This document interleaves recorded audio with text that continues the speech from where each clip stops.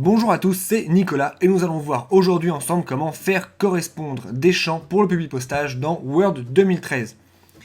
Avant de vouloir faire correspondre des champs, il faut que vous ayez au moins sélectionné des destinataires pour le Publipostage dans Word 2013. Si vous ne savez pas comment faire cela, eh bien vous pouvez tout simplement cliquer sur le lien que vous voyez s'afficher sur la vidéo en ce moment même, ou bien vous pouvez vous rendre dans la description de cette vidéo pour retrouver des liens vers plein de tutoriels sur le Publipostage. Si vous avez par contre rentré déjà votre liste de destinataires, eh bien vous pouvez faire correspondre les champs.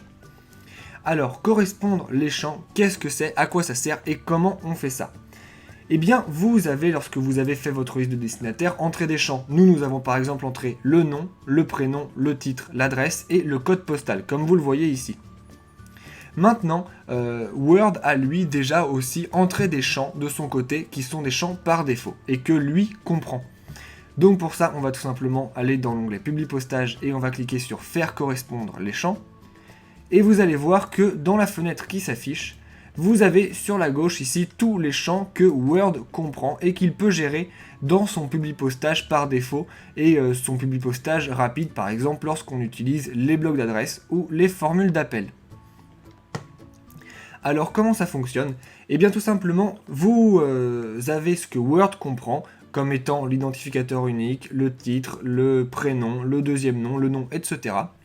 Et à droite, vous avez des volets déroulants comprenant tous les champs que vous avez entrés dans votre liste de destinataires. Et vous pouvez, dans cette fenêtre, dire à Word que lui, ce qu'il appelle par exemple identificateur unique, vous appelez ça par exemple le prénom. Ainsi, lorsque vous allez mettre en forme par exemple votre Publipostage via un Publipostage rapide, par exemple avec la formule d'appel, lorsque lui il va entrer l'identificateur unique, ou ce qu'il appelle l'identificateur unique, il va afficher ce que vous appelez le prénom, vu que vous avez fait correspondre ces deux champs. Vous savez donc maintenant comment faire correspondre des champs dans Word 2013. Si vous voulez aller plus loin avec le Publipostage, eh bien vous pouvez vous rendre dans la description de cette vidéo où vous avez des liens vers plein d'autres options avancées du Publipostage. Vous trouverez aussi des liens vers d'autres grandes parties de Word expliquées aussi simplement que dans cette vidéo. Et pour ne rater aucun tuto, abonnez-vous à la chaîne. Si vous voulez nous poser directement vos questions à propos de Word ou d'autres logiciels, vous pouvez laisser un commentaire sur cette vidéo ou nous envoyer un message sur Facebook ou Twitter. Enfin, si vous avez vu une erreur dans cette vidéo ou si ce que je vous ai montré ne fonctionne plus à cause d'une mise à jour ou autre, s'il vous plaît, dites-le nous dans les commentaires, cela nous permettra de pouvoir réactualiser la vidéo.